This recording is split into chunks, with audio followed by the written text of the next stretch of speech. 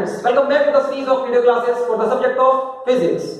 And today we are back with the next lecture, that is the lecture number 10 from our third chapter, that is motion in straight line. And the topic which we are going to do in this lecture is derivations of equation of motions using calculus method.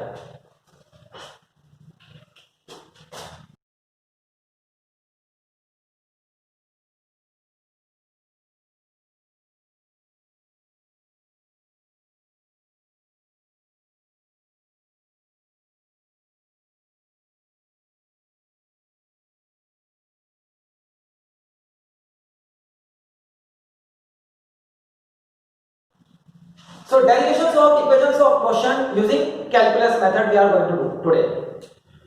So students, हमने derivations of equations of motion को simple method से पहले भी किया है, but today we are going to derive these equations of motion using calculus. Calculus method जो आपने last 2 lectures में सीखा है, differentiation and integration, okay? और बहुत हद तक आपने इन डेरिवेशंस के पार्ट्स मेरे साथ जो क्वेश्चंस सॉल्व किए थे इंटीग्रेशन और डिफरेंशिएशन के ऊपर, वहां पर आपने इनको कर लिया है. Today you will not feel any difficulty while doing these integrations, while understanding these integrations. Okay, so let's start with the derivation part. So we will consider a situation of an object moving on a straight path starting from point A. Now students, आपने कभी सोचा है कि हम straight path ही क्यों लेते हैं? हम बेटा चैप्टर का नाम क्या है हमारे? Motion in straight line. और अभी हम इस चैप्टर में कौन से पार्ट में? Uniformly accelerated motion. याद करो, equations of motion uniformly accelerated motion के लिए ही होती हैं. यूनिफॉर्मली एक्सेलरेटेड मोशन में एक्सेलरेशन कांस्टेंट होता है, और acceleration being a vector quantity, अगर उसको कांस्टेंट रखना है तो डायरेक्शन भी कांस्टेंट रखना होगा, और डायरेक्शन कांस्टेंट रखना है तो स्ट्रेट लाइन पर ही जाना होगा. That's why we always consider straight line only. Okay, तो we are having an object moving on a straight path starting from point A and let the initial velocity is v. Okay, starting from the time t is equals to 0, and suppose at time t is equals to t पर, final time t is equals to t पर, it will reach a point B which is the final position, and let the final velocity be v. Yep, final velocity is v, small v. Okay, it is moving with a constant acceleration a throughout its motion. Acceleration is constant. Remember this. Let the displacement from A to B is s. Okay, displacement is s. Now we will consider a point P anywhere in between AB.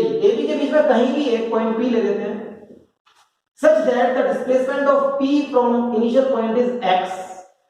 Okay, and at this point, suppose the velocity of the particle is vx.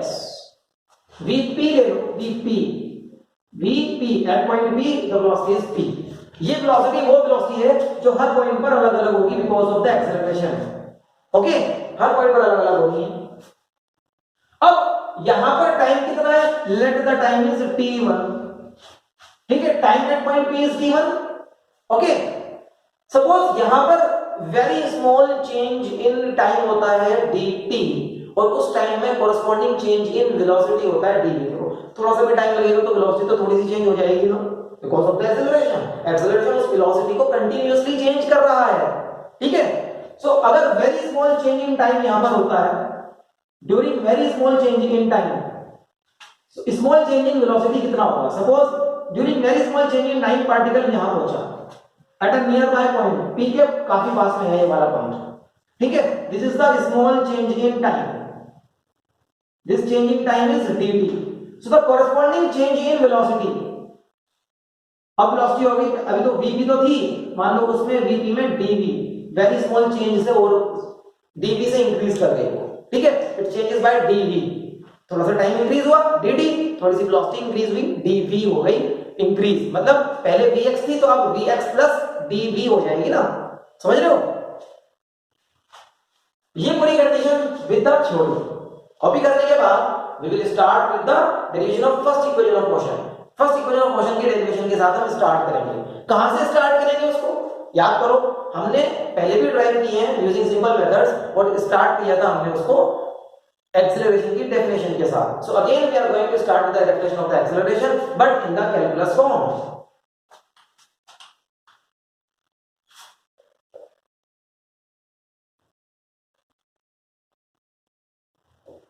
Acceleration is given as rate of change of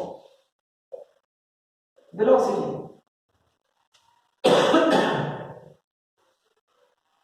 Mathematically it can be written as A is equals to dv by dt. Okay, small change in velocity upon small change in time is equals to the constant acceleration जिससे वो move कर रहा है। Next it can be written as dt को a के पास लाओगे तो it can be written as dv is equals to a multiplied by dt।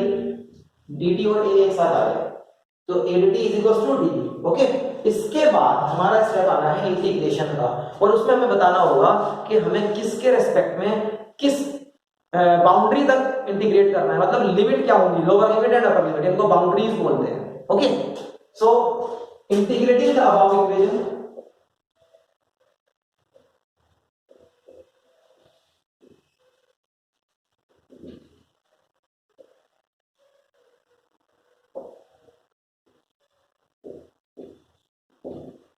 Integrating the above equation between proper limits. और लिमिट्स किसकी होंगी, देखो इधर वेरिएबल है t, t के रिस्पेक्ट में करना है तो t की लिमिट्स हो गई t इज इक्वल टू 0 से t is equal to t तक, यहां से यहां तक इंटीग्रेट करना है ना आपको, ठीक है, 0 टाइम से t टाइम तक, यहां से यहां तक। और इधर v की लिमिट्स लगाएंगे आप, v इनिशियल वेलोसिटी क्या है, t इज इक्वल टू 0 पर वेलोसिटी देखो कितनी है, t इज इक्वल टू 0 पर वेलोसिटी इनिशियल वेलोसिटी u है और फाइनली इसकी वेलोसिटी v ही हो जानी है, v is equal to v। Okay, finally v हो जानी है। तो ये लिमिट्स लगाकर इंटीग्रेट करोगे तो you will get the step, integration का सिंबल डालना है बस इस इक्वेशन में। इंटीग्रेशन का सिंबल ये होता है ना s, इलोंगेटेड s। लिमिट्स इसकी u से v तक इज इक्वल्स टू इधर a dt, लिमिट टाइम की 0 से t तक, 0 टाइम पर स्पीड u होती है, t टाइम फाइनल पर फाइनल वेलोसिटी v होती है, ये इसका मीनिंग है। ओके, एक एक पॉइंट ध्यान से सुनिएगा और जब डेरिवेशन कंप्लीट हो जाए तब आप इसको कॉपी कीजिएगा। ओके, वीडियो पॉज हो जाएगी, वहां पर आपको पॉज करनी है वीडियो और फिर आप इसको कॉपी करेंगे। सो नेक्स्ट आगे देखो, इसका नेक्स्ट स्टेप क्या आएगा, इंटीग्रेशन ऑफ dv। ये आपने प्रूव किया है, dt का इंटीग्रेशन t होता है, dx का इंटीग्रेशन x होता है, du का इंटीग्रेशन आपने मेरे साथ किया था क्वेश्चंस में u होता है, तो इसी तरीके से dv का इंटीग्रेशन क्या होगा v, और v के लिमिट्स हैं u से v तक is equals to a dt, इसका भी इंटीग्रेशन किया था, a is a constant, copy it as it is, और dt का इंटीग्रेशन t होगा और लिमिट्स होंगे 0 से t। Okay, now the rule of the limits, upper limit minus lower limit, तो v की जगह v लिखेंगे, फिर माइनस v की जगह u लिखेंगे, v minus u। Okay, is equals to a is common, t की जगह t लिखेंगे, फिर माइनस t की जगह 0 लिखेंगे, t माइनस 0।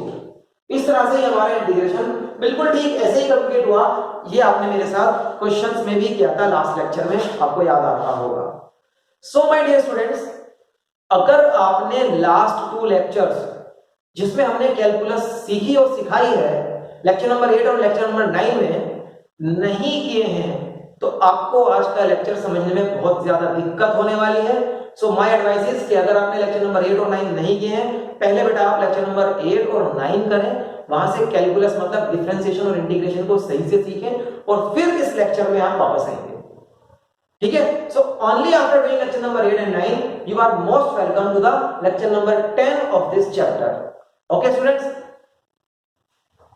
सो इस इक्वेशन को आप आगे क्या लिखेंगे, v minus u is equal to a, t minus 0 क्या हो जाएगा at, इस माइनस u को अगर इक्वेशन के दूसरे साइड पर आप लेकर जाएंगे तो it will become plus u, तो u plus at, what is this, this is nothing but the first equation of motion, first equation of motion. Okay, so you may copy it down, और जब आप इसको copy करेंगे तो बेटा बहुत ध्यान से ईच एंड एवरी स्टेप, ध्यान से कि आपको एक एक स्टेप समझ में आया हो। ओके और जिस स्टेप पे आपने लिमिट्स लिखी हैं उस स्टेप को भी ध्यान से देखना है। ये लिमिट्स लिखने वाला स्टेप बहुत इंपॉर्टेंट स्टेप होता है, ये स्टेप समझना बहुत जरूरी है। Okay so please copy this down.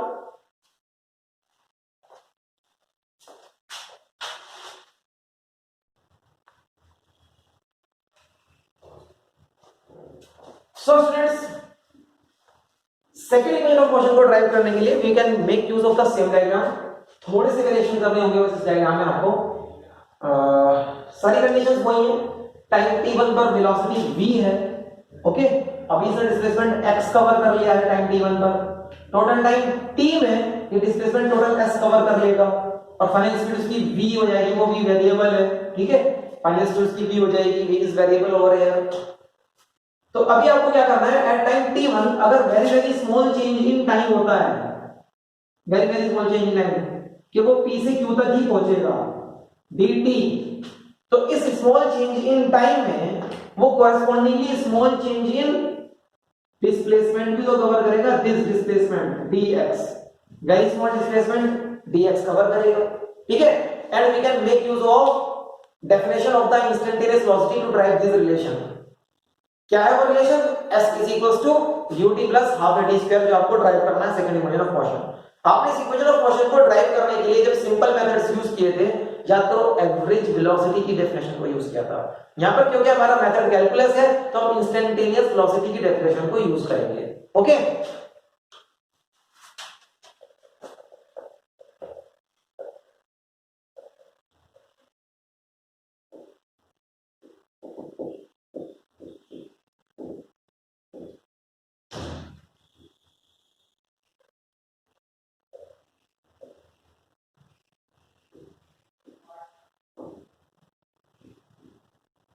so instantaneous velocity is defined as the rate of change of displacement. So instantaneous velocity can be written as dx by dt, small change in displacement dx, small change in time dt. The equation can be written as dt को v के पास ले आओ तो v dt हो जाएगा v into dt is equals to dx, तो dx is equals to v dt। अब यहां पर आपको लगाना होगा इंटीग्रेशन, तो उसके लिए आपको लिमिट्स रखने होंगे। लिमिट्स देखो यहां पर वेरिएबल टाइम है तो टाइम के लिमिट्स, यहां पर वेरिएबल डिस्प्लेसमेंट है तो डिस्प्लेसमेंट के limits. So integrating about equation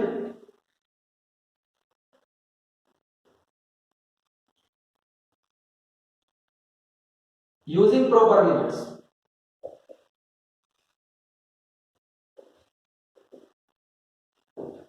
limits होगी टाइम की 0 से लेकर t तक। देखो टाइम कहां से कहां तक जाता है, 0 से t तक, और डिस्प्लेसमेंट 0 से s तक जाता है। ओके डिस्प्लेसमेंट जाता है 0 से लेकर s तक।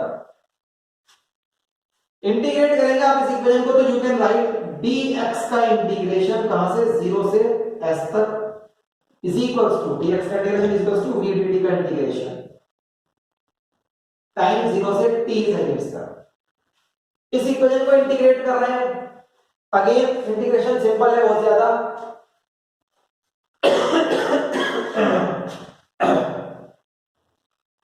इस इंटीग्रेशन को आपने मेरे साथ क्वेश्चंस में किया है, लेक्चर 9 में क्या है देखो dx का इंटीग्रेशन तो x हो जाएगा, लिमिट्स 0 टू s है is equals to, now what is this v क्या है, v तो एक वेरिएबल है और t के रिस्पेक्ट में इसको कैसे इंटीग्रेट करेंगे, v की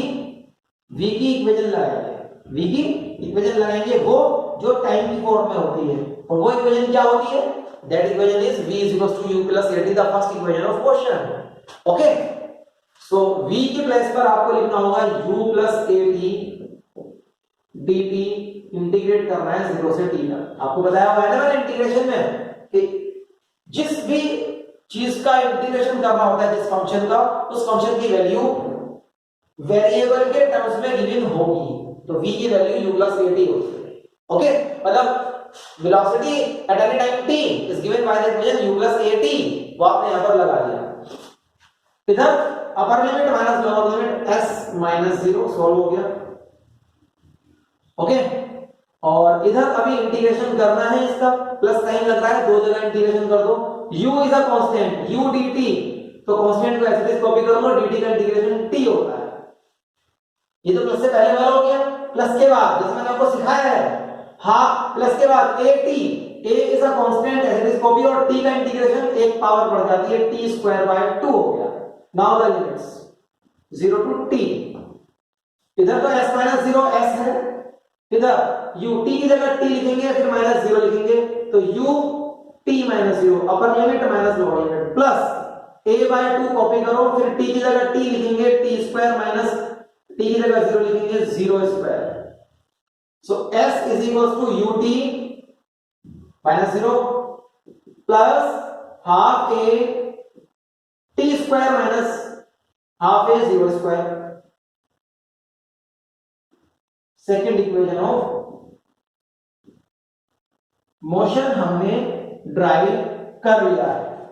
okay, we have derive the second equation of motion. So students, you may copy down this equation, this derivation, or again please take care of putting the limits when we start integration.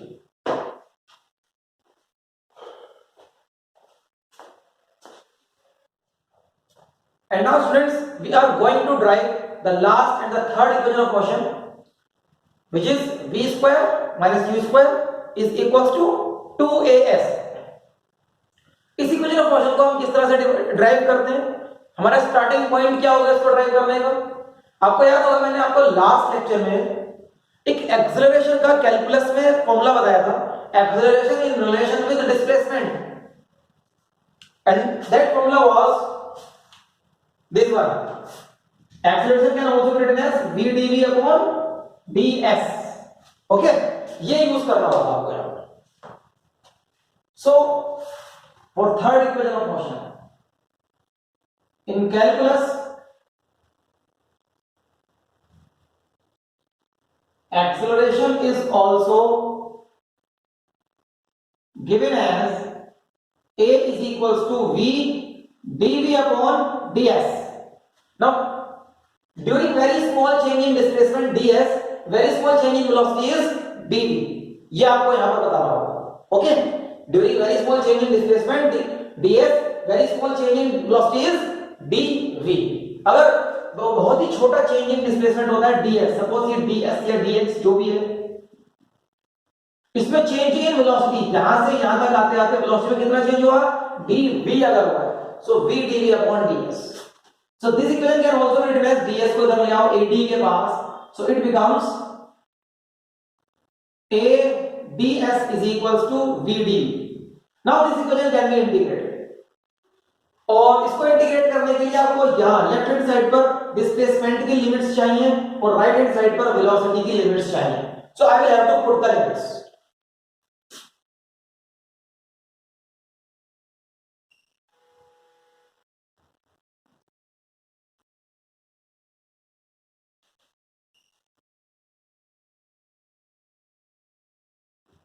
So we will integrate the above equation using proper limits, and the limits are for velocity. v कहां से start होता है, u से, और कहां तक जाता है, v तक जाता है। देखो v मतलब वेलोसिटी, उसकी इनिशियल वैल्यू u है और फाइनल इसकी वैल्यू कैपिटल, उसकी फाइनल वैल्यू v हो जानी है। और इधर डिस्प्लेसमेंट s 0 से स्टार्ट होता है और कहां तक जाता है, s तक जाता है। डिस्प्लेसमेंट 0 से स्टार्ट होता है और फिर वो s तक जाता है, s तक। ओके, सो जब आप इंटीग्रेट करोगे तो ये इक्वेशन हो जाएगा आपका a ds 0 से s तक is equals to v dv v dv u से v तक। ओके, देखो वेलोसिटी u से v तक चेंज हो रही है, एक्सेलरेशन 0 से s तक चेंज हो रहा है। Okay, now this can be integrated easily because a is a constant, वो तो आप ऐसे कॉपी करेंगे और डिस्प्लेसमेंट ds का इंटीग्रेशन होएगा s, जैसे dx का s, जैसे dx का x होता है, dt का t होता है, वैसे ही ds का s इंटीग्रेशन हो जाएगा। बट यहां पर वेलोसिटी के साथ कोई दिक्कत है क्या? यहां पर भी देखो कोई दिक्कत नहीं है, v के रिस्पेक्ट में v को इंटीग्रेट करना है, ये भी आराम से हो जाएगा। ओके, देखो आगे प्रोसीडिंग फॉरवर्ड, ए को एज इट इज कॉपी करेंगे और एस डी एस का इंटीग्रेशन एस लिमिट्स 0 से एस तक, v का integration v square by 2 limits u से v तक। अब upper limit minus lower limit, a copy कर लिया, upper limit minus lower limit s minus 0, 1 by 2 को तो कॉपी कर लोगे, अपर लिमिट v की जगह v रखा v square, lower limit v की जगह u रखा v minus u square.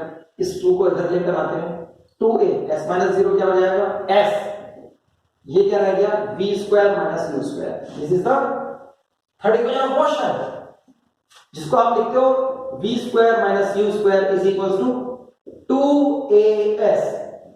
Third equation of motion derive हो गया, okay, third equation of motion derive हो गया। So this is the derivation of all the equations of motion. Students, first you copy down this.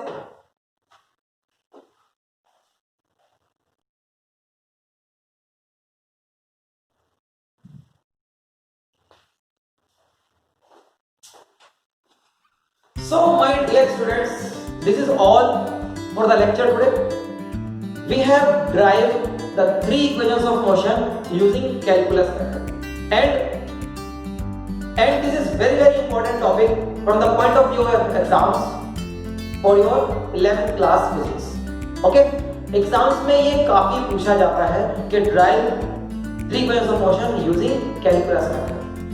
सो इसको आप अच्छे से prepare कर लें। और आज के लेक्चर की जो तीन इंपॉर्टेंट चीजें हैं वो ये हैं कि आप in three equations of motion को कहां से ड्राइव करना स्टार्ट करते हैं। फर्स्ट इक्वेशन ऑफ मोशन को आपने ड्राइव करा इंस्टेंटेनियस एक्सेलरेशन के कॉन्सेप्ट से।